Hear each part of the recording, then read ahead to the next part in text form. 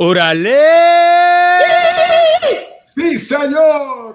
Bienvenidos and welcome to the Familia FFP podcast. We're live on YouTube, even though we're recording it.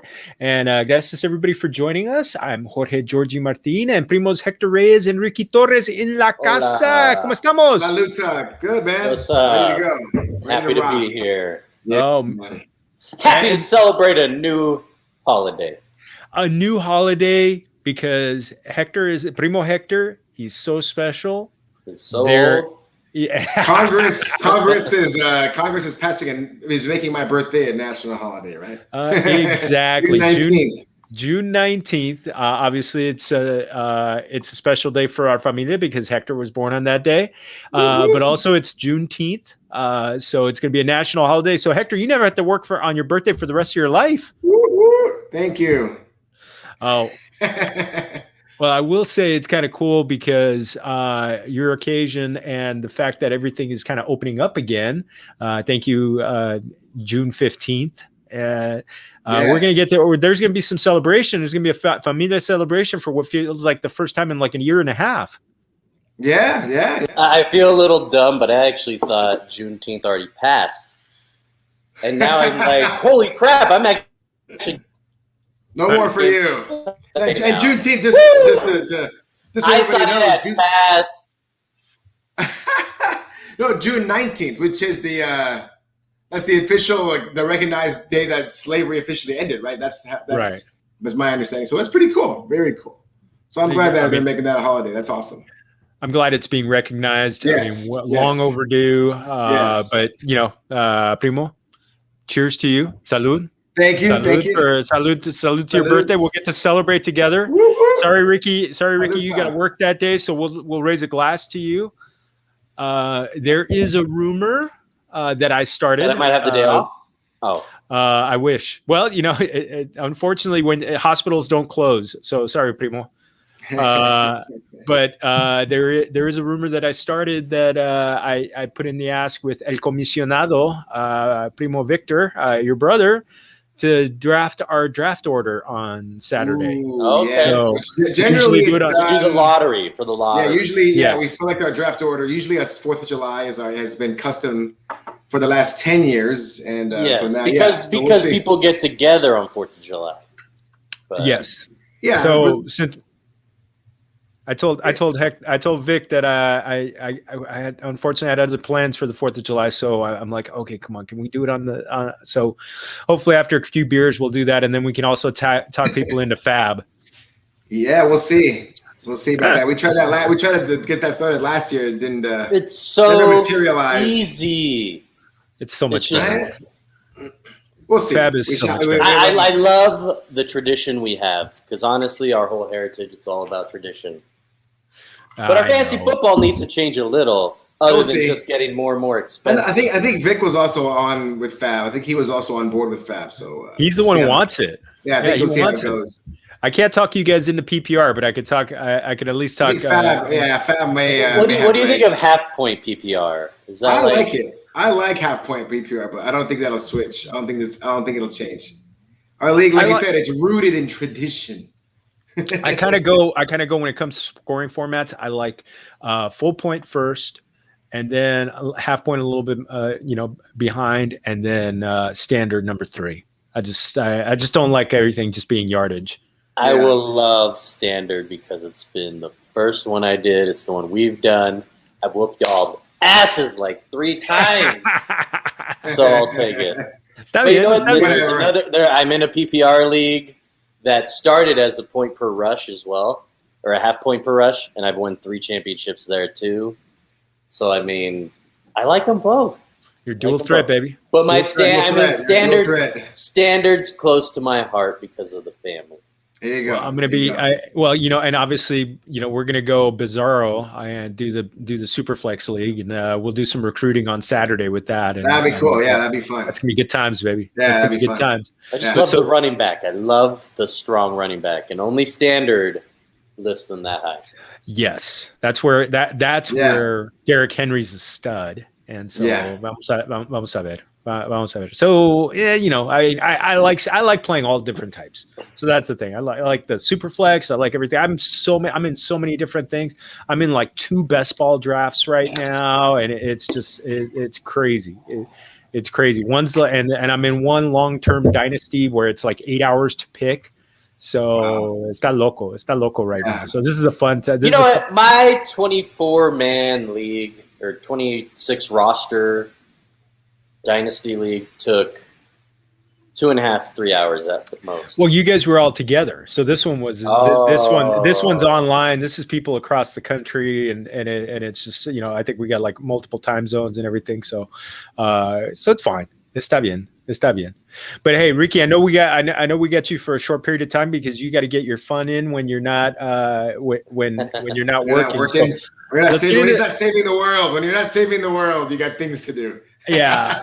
Let's get into some Chisme.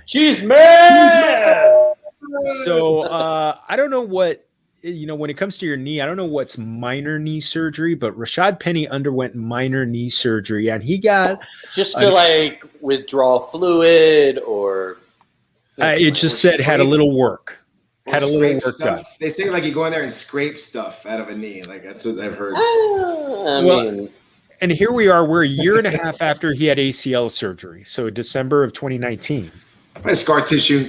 Take some scar tissue out of there. So it's a little worrisome. Obviously, Chris Carson's going in as the guy, but anybody, you know, he's the number 2 guy. And you know what? There's more and more backfields that are getting 1-2 punch at your running back.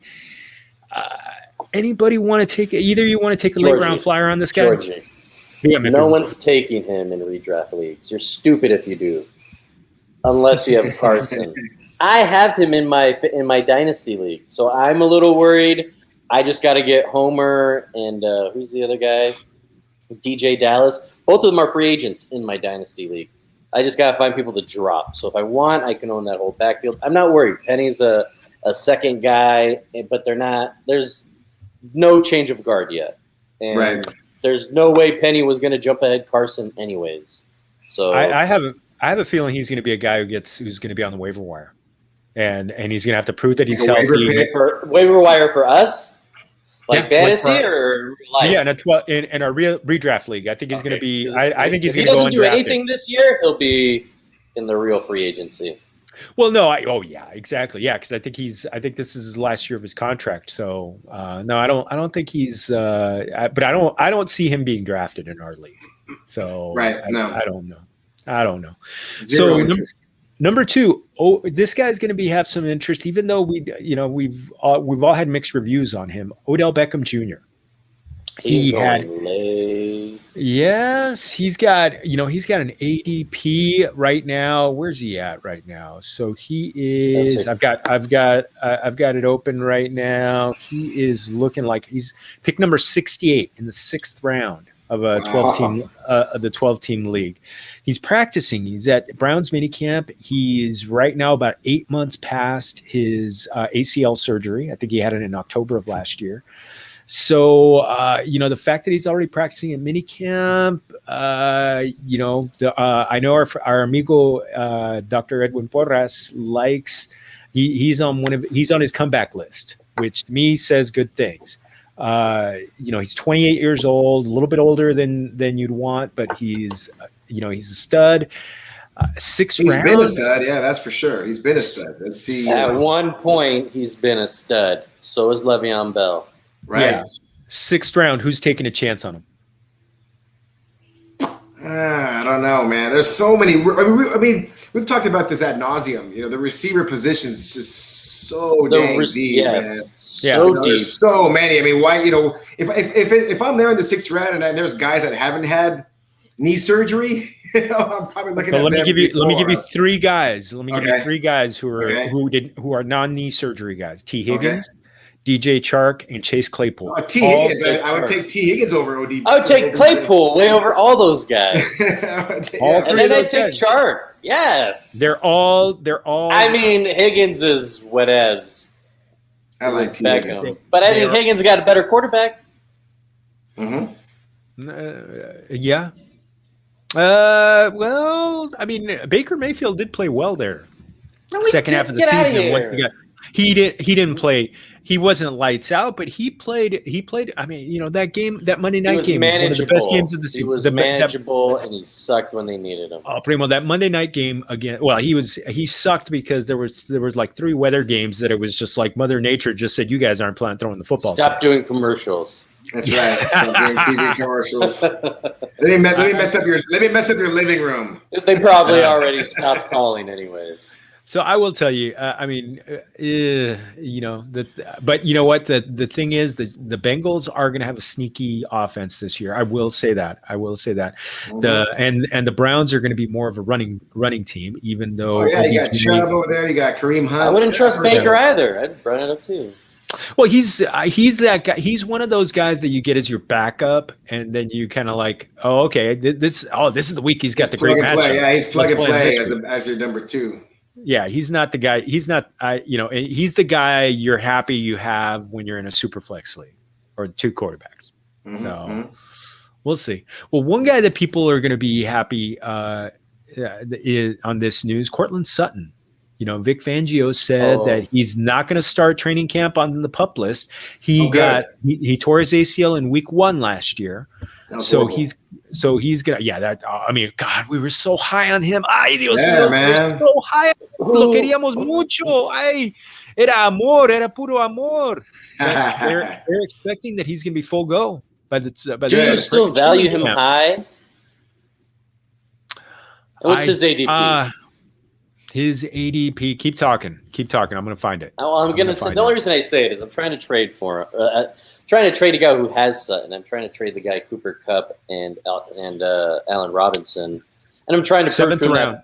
See, Sutton's not that great. 7th round. He's right after Claypool on wide receivers, as he should be. Claypool's going really late. Claypool's so. Yeah, I don't get that. Well, we're going to talk about Claypool. We're going to talk about Claypool in an episode of guys who are ranked too low. I think we might do that one next week or the week after that. But he is one of those guys who is ranked way too low right now, and I don't see it. You know what I'm saying? I don't like Sutton because there's too many red flags. No quarterback. Mm-hmm. I don't. That's number 1. That's the number 1 red flag. No running game. I don't think they're going to have a running game. Also, now, Aaron Rodgers gets over there to Denver is me, so that's too many. Yes, and that Aaron Rodgers changes everything. That's a big. Yeah, that changes everything. Exactly. The thing with Sutton is, it's the first year coming back from the ACL. So it always seems like, and Edwin also pointed out that it's usually that second year. He kind of reinforced something that it's that second year that guys come back and it kind of takes them that year to be full bore off of the ACL surgery. So right.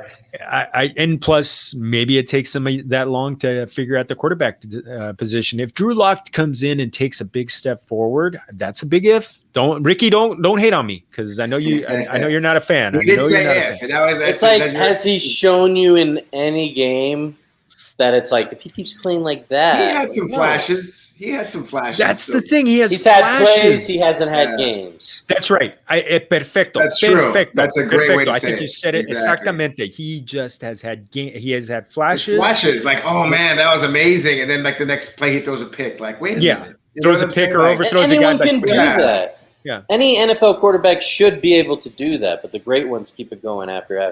Consistency got to be. Drew Lock has not showed any kind of consistency at all, and that's the problem. And he has a team. They build a team around him. You know what I mean? Like Elway's not going to not give him a team, but That's the thing. They have everything is solid on that team, solid to very good, except for the quarterback. So that's the thing that you put a good quarterback in there, and then you may be having a team that takes a jump like the Browns, unless Drew Lock is that guy. Right. So almost have it. Well, last bit of Chisme, Henry Ruggs, Coach John Gruden said he looks much better. and this one and Familia. Of course he's going to say that. He did say that, but you know what? What makes me kind of think that a little bit more is our buen amigo Vinny Bonsignor in our live stream last week. He mentioned that it's kind of put up a shut up time for Henry Ruggs. Yeah, and that the fact that they didn't draft another receiver, and that they only added John Brown. that Henry Ruggs and Bryan Edwards, it's kind of their time to shine. So I that's why I'm kind of, it's kind of like one of those things to me. I'm calling it right now. If he gets to the 10th round, I'm grabbing him in from Ileli. If he's there in the 10, 11, 12 round, oh my God, he's one of those guys that I think is behind that. He'll be there. I mean, the guy caught 2 TDs passes last season. I mean, he's to most guys, he's an afterthought. Why would anyone think that he's going to do anything different? This year, 452 total yards. You talked about nothing but garbage. Basura.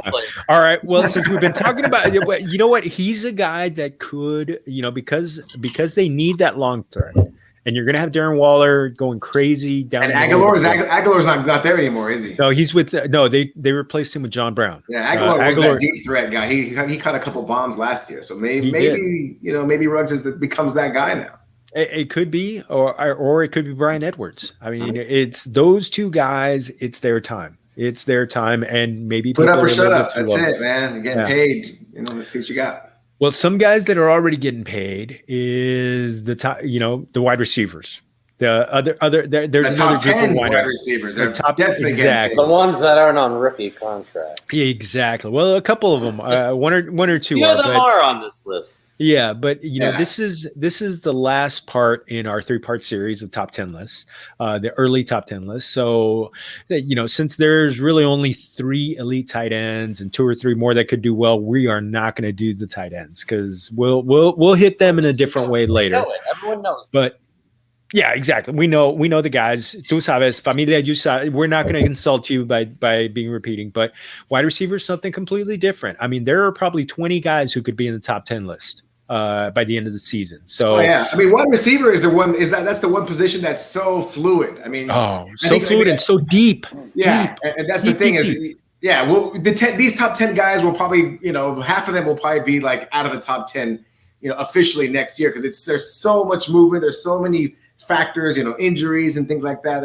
We saw it with the running backs last year. We talked about it that, the top 5 running backs, only a couple of them, actually made it, were actually top 5 running backs. So the rest of them were injured or had issues. But yeah, so I'm excited to see how they actually pans out. But this is a nice top 10 list right here. I like this.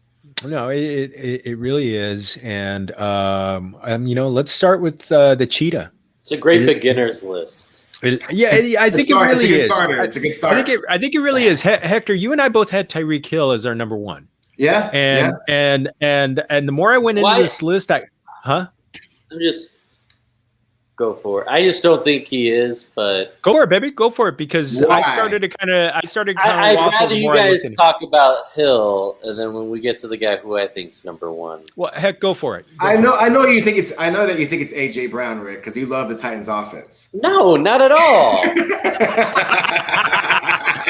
I love Stephon Diggs, and to say that Stephon Diggs isn't going to do better than Hill. They're going to be 1 and 2. Look. Someone once said, "You're the champion until you're not." Right? I mean, Tyreek Hill. Yes, I mean, obviously he didn't win the championship. He didn't win the Super Bowl championship. But the guy is just so flat out fast. He's video game fast. No one can touch Tyreek Hill as far as speed. The things the guy does in the field, he's just on a whole other level.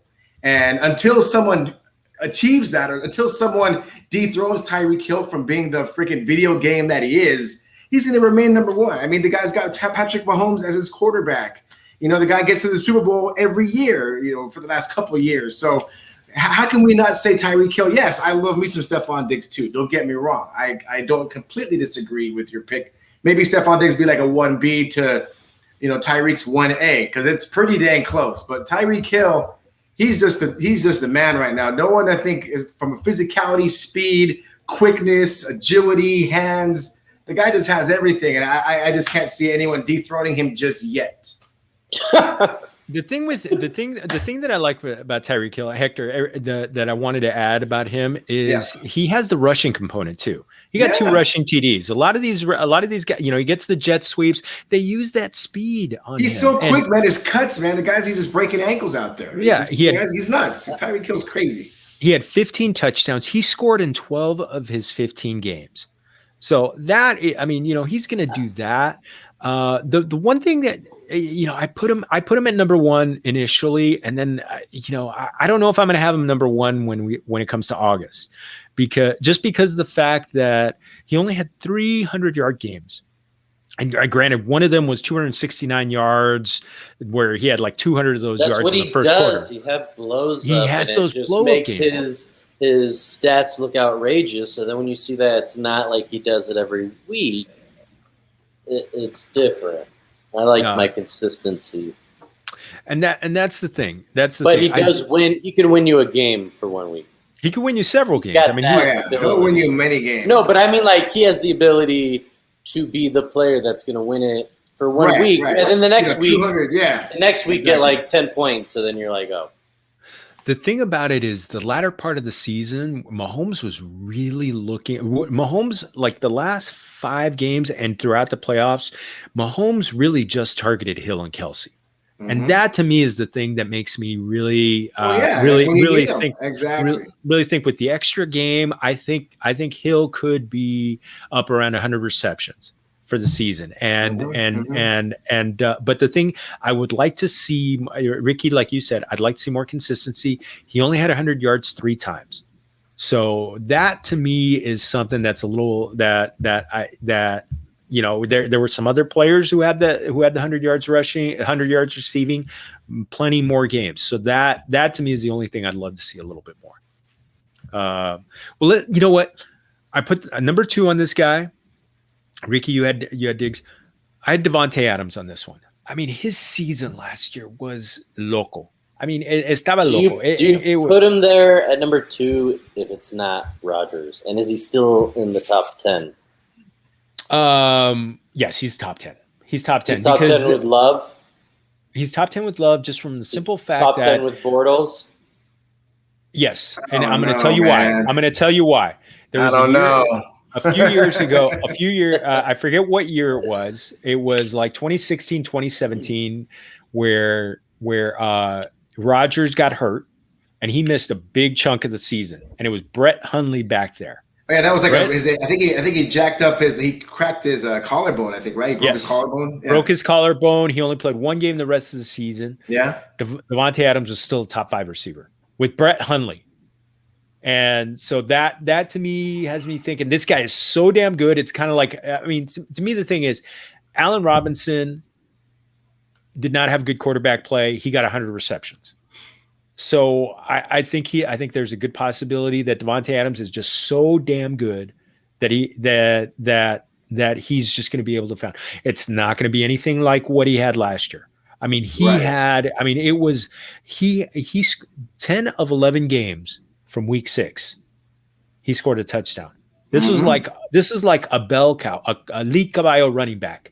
Yeah, the way he was playing. So that to me has me thinking this guy's so damn good that he might be quarterback proof. But I'm not. You know what? I'm still buying the fact that Aaron Rodgers is going to be there. I think it's too late in the offseason for him to get traded. And for the Packers to make I don't know, man. He might just take a year. He might just take a year off with this red shirt. What team at the right price is gonna say it's too late, guys? Season's already starting. We don't want to interrupt our flow. They'll be like, hell no, get them. But the thing is, imagine the Texans call. Mike Florio pointed this out, and this is a great idea. This is exactly it. To get Aaron Rodgers, it's going to be draft picks. The draft picks are going to be the same. They're not getting 2021 draft picks. They're getting 2022 draft picks. So what's the difference between getting 2022 draft picks in June or July or January, February, March? It's the same damn draft picks. And actually, if they make a conscious effort with him and say, look, let's get through this season, and we will trade you in the offseason next offseason. Right. I think that's what it's going to take. But you're right. Who would want to work under that? Like, the thing is, I'd be like, bro, I'm MVP. How dare you talk to me that way? Well, right? Like, oh, thanks. At the end of the year, fuck you. Sorry, excuse me. I'm MVP. Like, come on. Like, he deserves everything. And if they don't want to give it to him, someone's going to give it to him. Someone's going to give it to him. Someone will pay for what he wants and give him everything. Like, just whatever it is that he wants that they're not letting him do, someone else is going to do it. And it's like, let him go. Someone's going to do it. Just like Tampa did that with Tommy B. Someone's going to do that. And you know what? He deserves it. He's one of those guys. He deserves it. He's the MVP, man. I mean, it's not like it's just like a legacy thing. Like, oh well, you're Kobe Bryant. We'll just, because you deserve it, we're gonna, do this, whatever, because you've earned it over the years. Like, no, the guy is the current MVP. So yeah. I want to know what Green Bay fans who live in Green Bay, who technically own the team, I want to know what they want. And I would say they want Aaron Rodgers, but are they? I don't know. What if they say just let him go? No, they're not going to say. There are going to be some that say let him go. There, the president of the team, Mark Murphy. Who's that? What's he mean? His name is Mark Murphy. He has said that the fan base is divided. Wow. Some people want to say adios to Aaron Rodgers. Some people are like, give Aaron Rodgers whatever they want.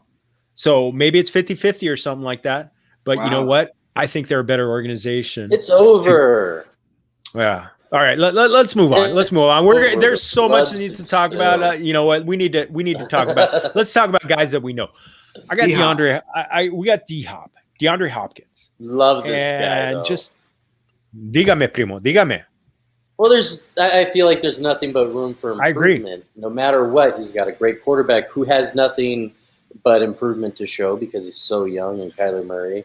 And to have the first year the way they did, where he got 1,400 yards. Did he really only get 6 touchdowns, though? That's the thing. So I think now with the offseason and everything, now they can mesh a little bit more, hopefully develop more repertoire or rapport, because DeAndre Hopkins is a beast, especially in the red zone when he played for the Texans. Always just jumps up and grabs the ball. So it's like, you know what? So that's what did AZ do last year in the red zone? They ran too much to where Murray didn't know how to get out of it, or Murray would run it in. Yes. Yeah. So why is that changing this year? Because Murray probably doesn't want to get hit as much. Murray's probably like, hey, they're all going to think I'm going to do this. So the second you see me do this, just stop. All right. Just flick it over the top. That's what I mean. And it takes that time to develop that. So to learn that. That's maturity. Think about it. He's going to pass Devontae Adams, and he's going to be right next to Tyreek Hill. I mean, 160 targets, man. The guy's going to be PPR. Yeah. PPR, he's going to be right next to Tyreek Hill because Tyreek makes his money on the ground. This guy catches it. That, to me, the thing is he's got the possibility to be wide receiver 1, and I think if he could get 10 to 12 touchdowns, which is very much in his realm of possibility, because he just needs the rock. Kyler just needs to toss it to him, man. He'll catch it. He is the guy. He can get 15 easily. There's nobody else. I mean, DeAndre Hopkins. He's the man. He's the man. He's the caballo, the lead caballo receiver there in Arizona. There's, exactly. I mean, he had 9 games with 10 plus targets. To me, that's the biggest thing. Targets for wide receivers. Just give me that guy. You don't think AJ Green's going to take any of those? No, he's not going to take it. He's not going to take that. He's not going to take decoy. He'll be the decoy. Let me tell you something. And Larry Fitzgerald, it's like, dang, they're racking them. Yeah, he's going to get Larry Fitzgerald's target. So the Larry Fitzgerald's target. No, you know what? This is a guy. Old people love Arizona. SOC. That things don't hurt as much because of the warm weather. A lot of golf courses. Yeah, muy bien. Though I will tell you the one thing. This is a guy who got 10 targets a game last year. I think you're going to see that again, and he's just going to be a stud again. I would not be surprised to get 10 yards. I would not be surprised to see him get to be the number 1 guy. I don't think they're strong at running back with just Edmund and Connor. Connor, who's already a little injured or coming off injury, and Edmund's always injured. So, and he's not the tough guy. He's the quick guy. So they need to rely more on the pass because they need to save Kyler Murray. That's their franchise. You can't have that dude breaking an ankle or anything like that. We see it too often. Please don't let it happen to Murray because I want him again in our league. Oh, I think so. I just drafted him in a best ball league, and it's just like I think AZ's gonna blow up this year. I think you know what, and that's the thing. As Heck would say, get yourself a piece of that real estate. I will tell you. You know what? I just did an interview in our beat writer series with Jess Root, who does Cards Wire, and he covers the Cardinals. And this is a team. They upgraded their defense, both on the back end and on the front end. So, and adding AJ Green, adding Rondale Moore, this is a team that on paper could be really good. They need to do it. Tiene que pasar, but you know what? There's a possibility. There's a possibility. One guy who's already done it, number 4 on our list, Stephon Diggs. And before we talk about him, I just want to wish you guys luck on the rest of the show. Please tell everyone why Stephon Diggs should be like number 2 or even 3. Well, you already started it. You already started us off, Primo. So, Primo, I know you got to jump. So, give everybody, remind everybody where people can find you on Twitter. Ricky Torres TV. Everyone have a lovely week. And Hector, happy Juneteenth. Happy birthday. Feliz cumpleaños. Feliz cumpleaños. Adios, primo. Be good. See you, man. So, Stephon Diggs, baby. I mean, I have him. I had him ranked number 2. Yeah, you had him number 2. Dígame, baby. Yeah, I mean, so much to love. I mean, well, first off, I think he led the league in targets last year, right, with 166, right? If I'm looking and receptions. Yes. So right off the bat, like I said, he's like I said, Stephon Diggs and Tyreek the Freak are right up. They're both on the top of my list. So I if it came to either or, it may be a coin toss for me. But both these guys are just incredible. Like I said, Stephon Diggs, just the target monster that he is, especially in PPR, he'll be a monster. Led the league in receptions, led the league in targets. 8 touchdowns, which, Josh Allen, again, we're talking about, is he running it in? Is he going to, take a step back with all that running the TDs in and, the Buffalo running game. But, you can't discredit, what Stephon Diggs did last year. And there's no real reason to believe that that's going to change anytime soon. Does he have any kind of competition there from being the elite caballo there, George? I don't think there's anyone else that's really. I mean, there's a Cole Beasley, taking some shots up down the middle and such, but no one really to compete with him, right? He's the guy. Él es el hombre. Él es el hombre. I mean, this is a guy who had 10 targets in 9 games last year.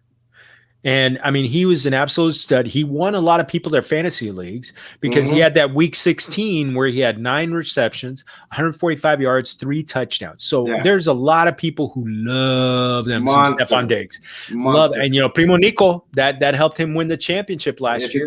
Yes, it did. And I think he got him in like the 6th round last year. Yeah, man, way late. He had Diggs late. He got Josh Allen late. That was just like, you got lightning in a bottle, man. Sometimes it just goes that way. And here's the thing. He only had less than 8 targets twice last year. I mean, so he's getting the volume. The lion's share, man. What more can you there's nothing else that you need to say. The only thing that can make him take a step back is Josh Allen. And you know what? I mean, there's a part of me that says Josh Allen, how can he reach those heights again next year? But really, I don't know what's taking away from that other than an injury.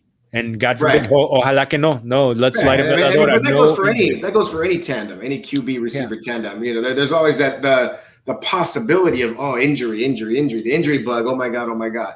But that happens all across the league. So, but you don't want to go into a draft, being tentative or scared, like, oh man, what if they get hurt? You can't do that. Everybody's going to play. Everybody's going to play 17 games. Everybody's going to play 17 games. Exactly. So you just got to go in there, cross your fingers, light your veladora, and hope that your guys don't get hurt, man. That's what you got to do. And make your picks confidently. Well, speaking of guys who we hope don't get hurt, AJ Brown coming off double knee surgery. but he was an absolute beast last year. Initially, I had him as my number 3 on my list. I really wanted to put him at number 3, and then the more I looked at Diggs and Hopkins, I just couldn't do it.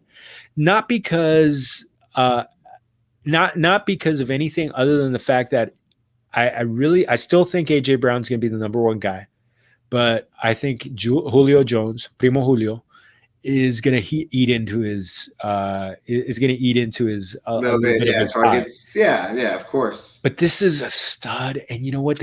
Here's a crazy stat that I found. AJ Brown has played 30 regular season games in his career, in his NFL career. So only twice has he had 10 or more targets. Really? Yeah. He needs to get fed. Dame comida. That's not going to happen, though. I mean, this year is even less of a reason for him to get that. I mean, but think about it. Like, the guy's got Derrick. He's got to get more. He's got to get more, though. You think so? Because to me, the thing is, there are three threats on that offense. It's Derrick Henry, AJ Brown, and Julio Jones. Right. You just funnel everything to those 3 guys. Derrick Henry's not going to get any targets. Anthony Ferguson will get some. Josh Reynolds will get some. But AJ Brown needs to be the guy. It's going to depend on the volume because they did not throw a lot, but they were very efficient. They were one of the top 10 teams in scoring. But that's the thing, though. And talking about late in the game, garbage time, and as Ricky always talks about, if they're going to be leading. Like you said, if they're scoring a lot of points, they're top 10 in scoring. At the end of the game, that if they're leading, they're just going to give the ball to Derrick Henry to run the clock out, and so that probably factors into AJ Brown's getting those targets. Sure. Bien mucho.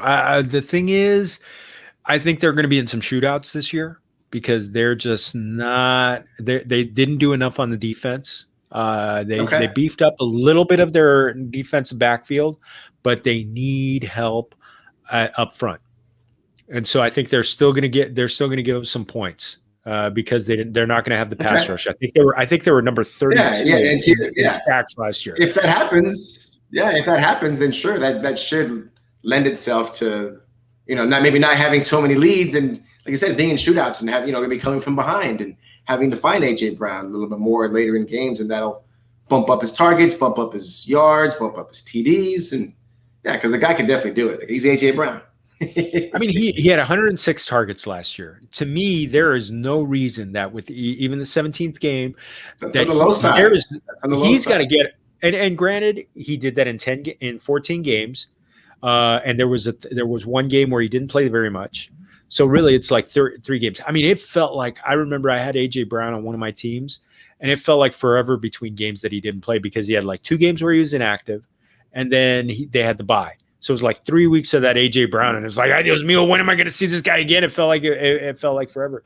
But I look at this guy, and I think this guy could have, 130 to 140 targets and, 1,200, 1,300 yards. And he's a touchdown machine. He is a touchdown machine. He scored touchdowns in 10 of his last 13 games. He was the wide receiver 5 from week 5 on. So he had 1,036 yards during. That's a big deal. That's a big deal. And 11 touchdowns. So that's why, to me, he's a touchdown machine. He's got that great connection with Tannehill. I think he's a guy that's gonna do well. Even because when you look at the targets, Julio Jones and Josh Reynolds are going to absorb the targets that went to Corey Davis, Jonnu Smith, and Adam Humphries. Some of those are still going to end up going to AJ Brown. So I love him as a possibility. Yeah. The next guy, heck, I'm trying to remember, where did you have Calvin Ridley on your draft? You had him. You had him number 5. You had number 5. You had number 5 on your list. Yeah. What do you think? There's a lot to like about Ridley this year.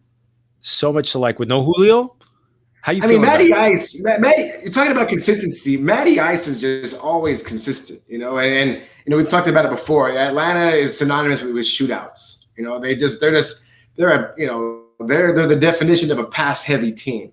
So they're going to be throwing that ball around. Calvin Ridley, he's a target hog. He's going to be getting his 143 targets last year. He's going to be there with Kyle, going to open up that offense. I mean, Matty Ice is going to have his choice, man. He's going to be throwing the ball around. But Calvin Ridley is the man. Julio Jones is gone. And Calvin Ridley is just going to step up and be like, all right, this is my, this is me now. It's me time. It's go time. So Calvin Ridley is going to take over. Matty Ice is going to find him. And I think he's obviously, talking about absorbing targets. He's going to absorb how many targets did Julio Jones have last year? So, I mean, he's going to take brunt of that. The distant second. He's going to get his his passes, but Calvin really is the lead caballo for sure. He's that el hombre, as you say, in the Atlanta pass attack, and he's going to get fed a lot. I haven't ranked what I have ranked at number 5, but there's a possibility he ends up top 3 if things go right. Yeah, if things go right, he could end up top 3, man, because Matty Ice is going to keep feeding the beast, man, and I think things will have a nice season. The thing, I love Calvin Ridley. I looked at his numbers on the days on the games where Julio Jones was gone. Julio Jones is not playing 7 games last year. And I looked, and in those games, Calvin Ridley had at least 9 targets in every game. Bingo. And how many yards? And he had over 100 yards 5 of the 7 games. Exactly. And he scored in one of the games where he didn't have 100 yards. He scored a touchdown. So really, he only had one game where it wasn't great, and that was week 17, where things are weird anyway. But to me, the thing that I look at with him, he's going to be a target man. The only thing that gives me a little pause in starting him in putting, I was very tempted to put him in the top 3. Because he was a guy who was wide receiver 5 last year in 15 games. He averaged 12.8 fantasy points. He had standard scoring. He had much more points PPR. The only thing that worries me is he had off-season surgery on his foot. So this is something that I want to follow when we get into what does Dr. Edwin say? Any feedback from Dr. Edwin? About, nothing yet on. I didn't see what Dr. Edwin said about him. It's I do know it's something that he's going to keep an eye on. So I'm going to keep an eye. I'm going to our Raza doctor. We're going to make sure that we're going to keep an eye on him. Even with Kyle Pitts getting being the number 2, the only thing that's giving me pause is that foot surgery. That's the only thing that's got me a little bit worried. That is the only thing. Right. So that's something to keep an eye on. Because honestly, and if it was, you have it in quotes there, minor foot surgery, right? Yeah, minor. Yeah, to me, when it comes to foot surgery, nothing's minor. Nada. Exactly. So number 7, we got DK Metcalf, someone that I know you and I both love. Ricky loves him too. I know Ricky loves him too. You had him number 3. So a hopeful DK Metcalf. Yeah, there's a lot of there's a lot of DK Metcalf love in La Familia. What I mean, there's so much to love about him. What to you? What are the things? I mean, other than the physical ability and everything like that, what is it that you love the most? Well, the fact that he's on the Seattle Seahawks, first of all. I mean, Russell Wilson is, he's the man. Russell Wilson is, we talk about consistency. Russell Wilson is Mr. Consistency. He's been finding Tyler Lockett and DK Metcalf for a couple of years now. And, I think this is the year that Lockett, there's a finally it becomes official this year. I think that takes a stand and DK Metcalf officially becomes the man in Seattle. Because, I mean, how could you not? We talked about it before when Derrick Henry a couple of years back was number 2, running back. Like, how could, who I can't remember the guy's name. Who was the DeMarco Murray? Who was the starter when DK DeMarco Murray, yes. It's like, how is it possible when you have a guy built like a Mack truck on your squad, but you're starting DeMarco Murray? This is kind of the same thing. I don't want to take anything away from Tyler Lockett because the guy's a fantastic receiver, but this is DK Metcalf. DK Metcalf is just, he's just built different. He's just got, incredible hands, incredible speed, incredible leaping ability. He's built like a power forward in the NBA, and the guy can do amazing things on the football field.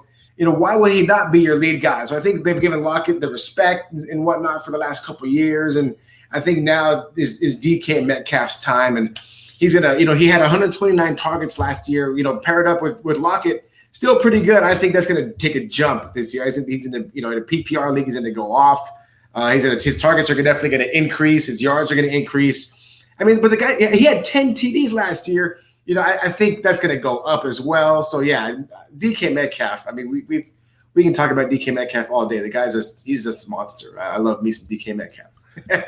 The only thing to me that que me hace cosa is the fact that I looked at his numbers. First 8 games, 43 receptions, 788 yards, 8 touchdowns. You double that, then you're talking about like an incredible season. You're talking about an all-timer season. Second half of the season, only 515 yards on 40 receptions, 2 touchdowns. They tried, they talked about this whole, we want to run the ball. They didn't let Russ cook in the second half. They didn't look as good. It was really, and what do you attribute that to? Was that like the offensive line? Because no, they wanted to run the ball. They tried to run the ball. What was the thinking there? Because they were winning. Russell Wilson was like in the MVP talks, conversations. But why change? If it ain't broke, don't fix it, right? So what was the why did they do that? It doesn't make any kind of sense. To me, the thing is the new offensive coordinator is coming over from the Rams. So he's got that McVay feel to it. So I'm hoping that there's a lot more possibilities where they get the ball to Metcalf in space, where he can kind of, with his athleticism, he can make some plays, with yards after the catch. Mm-hmm. I want to see more of the first half beat DK Metcalf. I really want to see that. I mean, he's still got Wilson. Wilson's incredible. Wilson's gonna be one of the top quarterbacks for fantasy. That to me, the only thing that I hate that second half, and I want to see. But that's more of a philosophy. That's more of like an offensive philosophy. And if they're getting a new offensive coordinator, I think you just kind of like throw that out the window and just, I think they're going to start fresh this year. And obviously, if you and I are talking about it, they're talking about it. And it's just like, what did we do wrong last year? Oh, we decided to run the ball when we have freaking DK Metcalf. So, yeah, I think we're going to see a change next year. I think he's still going to get a lot. I could see him. I could see, 129 targets in 17 games. I think he's going to be up around 140, 150 targets next season. So, he's one of my favorite players. Yeah, I love watching him play. I love what's the way not to like, as they say, right? What's not to like? The speed, the physicality, the catch, the incredible catches. I mean, there was a game against Philadelphia where he had the top cornerback. I forget his name, but he absolutely owned him. He took his soul and he just destroyed him. I think he had for 177 yards on like 12 catches or something like that. Just absolutely. You just said he took his soul. He did. He owned him. Awesome. He owned him, and it was incredible. It was. I think it was on Sunday Night Football too. So it was actually absolutely. That's awesome. Yeah, no, absolutely. Let's get into Numero Ocho. Numero Ocho. Right. Michael, and he's a guy that we really got to think about. That we got to not forget about. Michael Thomas. Mm-hmm. He was wide receiver 95. I mean, there's guys on there that, you just forget about it. I know you had him at your number 11. Mm-hmm. So, I look at him. The one thing that I look at Michael Thomas is I'm throwing last year out. He's 28 years old for a receiver that's still very much in his prime. Mm-hmm. And he's only a year removed from that year where he set the league record for most receptions, 149 and 1,725 yards and 9 touchdowns. Mm-hmm. Primo, you have him in a number 11. Is it because the fact that you don't have the faith in the new quarterback and the faith that he's going to come back from health? That do you think he jumped the shark? It's yes and yes. A little bit of. I'm a little hesitant. Obviously, there's only one Drew Brees. And Michael Thomas. I think Michael Thomas did what Michael Thomas did because of Drew Brees. Not to take anything away from Michael Thomas. I think he's a fantastic receiver. I think he can do a lot of great things.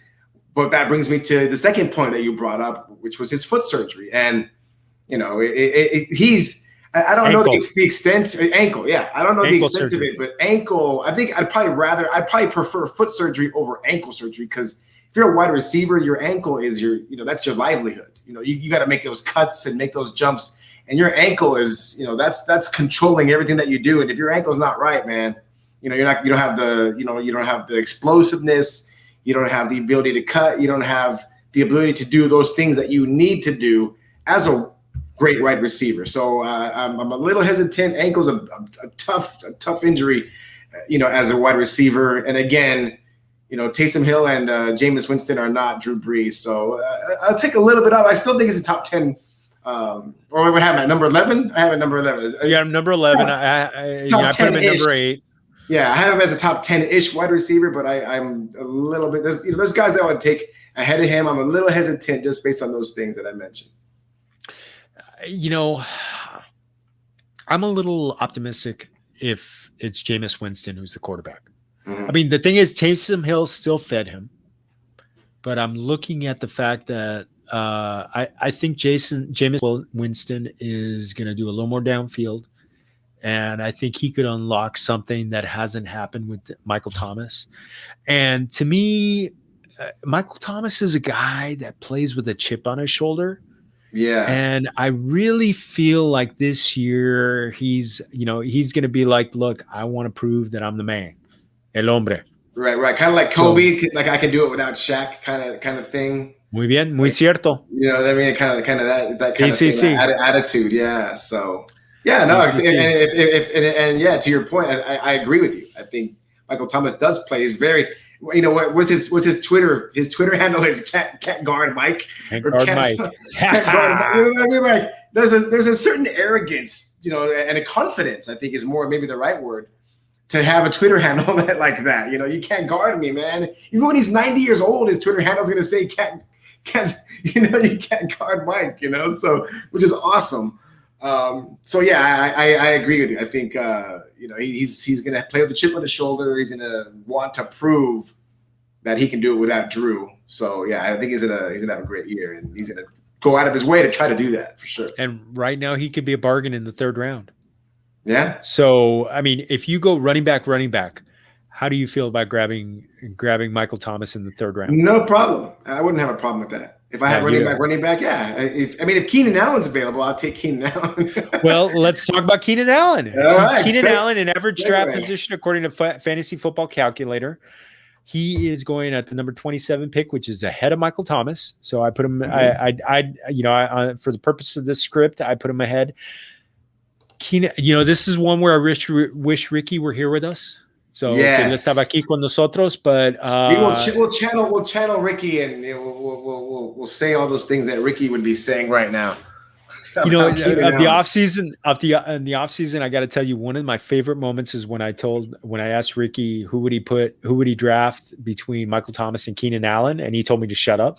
But I mean, this is a guy 100 receptions last year. I mean, how do you turn away from 100 receptions? You can't. And I mean, I look at him. He had 10 games with 10 plus targets. He had 4 games with 100 plus yards. He only had 992 yards receiving last year, which I think the way Justin Herbert plays, I think this is going to be up around 1,100 next year. Assuming 17 games. 17 games, yeah. Full season. I think, I look at him. There's so much to like. I mean, I'm so pumped about the Chargers this year. Me too. And the fact that we may be going to some games, right? Dígame, yes. Let's go. We might do live streaming from the parking lot. Yeah, baby. SoFi.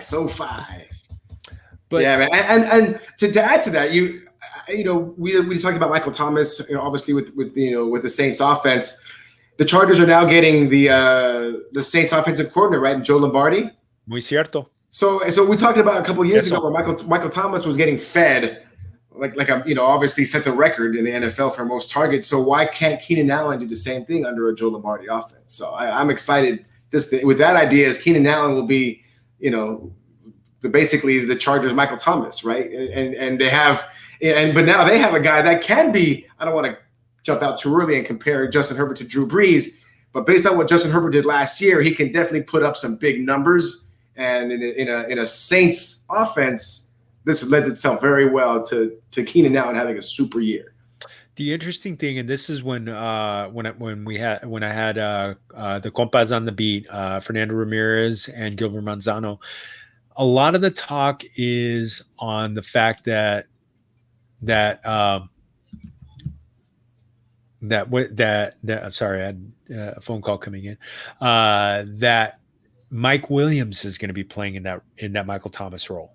He's going to be in that receiver role. So he's a sleeper pick. Is he the sleeper pick? He's the sleeper. He is the sleeper. So but you know what? Keenan Allen, he's still in his prime. He's still fantastic. I look at him. He's the man. He's el hombre on that team. He's on clearly with 100 catches last year. Jesus, I mean, why couldn't he do that again? And 100 catches really in 13 games. Because he had the 13th game, he ended up with a hamstring injury where he was basically a decoy, and then he missed the last 2 games of the season. Which is the annual Keenan Allen injury, right? Yeah, but you know what? He's been pretty durable. But yeah, I mean, he battles through stuff. Every year he gets something. Every year this was a point. Yeah, this was a point. But you know what? I think he's a guy where you get 17 games out of him, you're going to get 120 or so receptions and 1,200, 1,300 yards. This is going to be a guy that you're going to want on your team. Yes. Yeah. Yes. With Herbert, I mean, I'm so high on the Chargers because of Herbert and because of Keenan Allen. And Eckler. Eckler, that's a whole other conversation. Chargers are going to be no joke this year. No, they are going to be no joke. I think they're going to be solid. Yeah. Last guy that is solid is Justin Jefferson. Now, and this is a guy we all loved him coming into the season last year. I don't think any of us saw him going for 1,400 yards and 88 receptions. No way. Dígame, primo. He was in a he came out of a strong rookie class and he just shined. Last year, Jesus, Justin Jefferson, his tandem partner there, Adam Thielen, but both of those guys. But I think this year, I don't see any kind of sophomore slump happening. Justin Jefferson, he may even overtake Adam Thielen as becoming the guy. I mean, the guy, Justin Jefferson, he's just fun to watch. I mean, not to take anything away from Adam Thielen, because both of these guys are great, but I see Justin Jefferson kind of taking a leap. Just becoming just the man. He had, he was what, week 3 to 17, he was a wide receiver 4, 1,330 yards, 7 TDs. I mean, Jesus, I can't wait to see, some more of that this year. I think he's going to have a fantastic season. I can't wait to see some more Justin Jefferson this year. I look at him and, you said it right there. Wide receiver 4 from week 3 on. I mean, the first 2 weeks he only had 6 targets, and he ended up with 125 targets. and then Kirk Cousins said, "Hey, wait a minute, this guy's pretty good." They unleashed him from week 6 on. He had 10 targets in 7 of 11 games. Yeah, they are looking for him. To me, the only thing that I worry about is, he's not going to get double coverage with Adam Thielen there, but is he going to get the number one defensive back now from the other team? That's a good point. But guys, both of these guys are because Adam Thielen is the cagey veteran, right? So and that's where they want to put that top DB on him because he can be slick. With experience comes your ability to do things and to get away with things and. The push-offs and those little tweaks and twerks that you can do as a receiver to get open, where the rookie or the youngster might not be able to do those things. So I think you want to put your A+ DB on that receiver that can do the things Adam Thielen can, and just because he's as cagey and as wise as he is, being a little bit older than Jefferson, I think they want to still stick Thielen because if they're not. He's going to get those targets and he's going to score, and the defenses obviously don't want that. So it does put the defenses in a pretty tough position either way. Oh, I love the fact that it's the 1-2 punch, and you still got Dalvin Cook, so you got to respect the running game. Yes. They upgraded. I mean, to me, there's a lot of things that were upgraded in Minnesota that are worth liking. So I look at him, and I'm just like, I don't know if I see 1,400 yards again, even with the extra 17. game. Yeah, but I'm still looking at him as a top 10. I wanted to put Allen Robinson number 10 there, but then I was just like, I can't deny the kid. I was like, Kirk Cousins is a better quarterback than Andy Dalton, who I expect to be the starting quarterback at the beginning of the season. So I'm looking at him. I'm like, you know what, Vamonos with Justin Jefferson. I think that's the right call for sure. And like you said, wide receiver 4 from week 3 on. So he's gonna be good. So, and you know what? How hard? I mean, it's so funny. I mean, you know, I only put 25 guys on the list, on the initial list. I mean, there are probably like 5 or 6 more guys we could put in the top 10. It's so deep, man. I mean, we didn't even talk about any of the receivers from the Super Bowl champs. You know, we didn't talk about Mike Evans. You know, we didn't talk about Chris Godwin. You know, yeah. None of those guys. Terry McLaurin, scary Terry McLaurin. You know, I mean, gee whiz, there's so many receivers, man. It's Allen Robinson, we mentioned. Robinson, of course, I mean, this is a guy who had 100 receptions last year, and we didn't, and we don't have him in there. So it's just, other guys that were on the list. I mean, none of the Cowboys guys. Amari Cooper, Julio Jones, Deontay Johnson, Robert. I mean, just all these guys, wide receivers. Not to mention, just the fact that Justin Jefferson was a rookie. Who's going to be Justin Jefferson this year? Who's going to be that rookie that just blows it out, and then it's like, wow, look at this guy. Look what this guy's doing. Like, who's that guy going to be? Me, if it's one guy, it's going to be Devontae Smith. Yes, Devontae Smith Agreed. is the number 1 choice because I think he's got the clearest path to being the top guy in targets. Number 2 would be maybe Jamar Chase. I think those are the only 2 guys that off the top of my head. And granted, I've had a little vino, but those are the only 2 guys off the top of my head to I don't disagree with you. Oh man. Well, something we got to agree on. Eso es todo for our show. Thanks again to Anchor for being our hosting network and making sure our independent podcast gets out to the familia, out to you guys. Also, thank you to YouTube for putting Hector's beautiful face and mine, más o menos, up on the screen. Please make sure you subscribe. Please make sure you hit the like button on our podcast. But yes, please make sure to subscribe wherever you get your on YouTube or wherever you get your podcast. Find original content at familiafb.com, and remember to follow us on Twitter and Instagram at familiafb. Hector, ¿dónde te hallamos? What the heck? 2 T's. I'm gonna have to put it on, this little where I have my name over here. I gotta put my put it up, baby. Put it up. You can find me at Jorge Martin 17, as you can see right on right here on the little thing. And don't forget to find us at familiafb.com and our Familia FFB Facebook page. Again, everybody, Primo Hector, otra vez, happy birthday. Thank you. Feliz Cumpleaños. I'm looking forward to celebrating with you. And remember, everybody, todos somos familia. Adiós, amigos. Salud.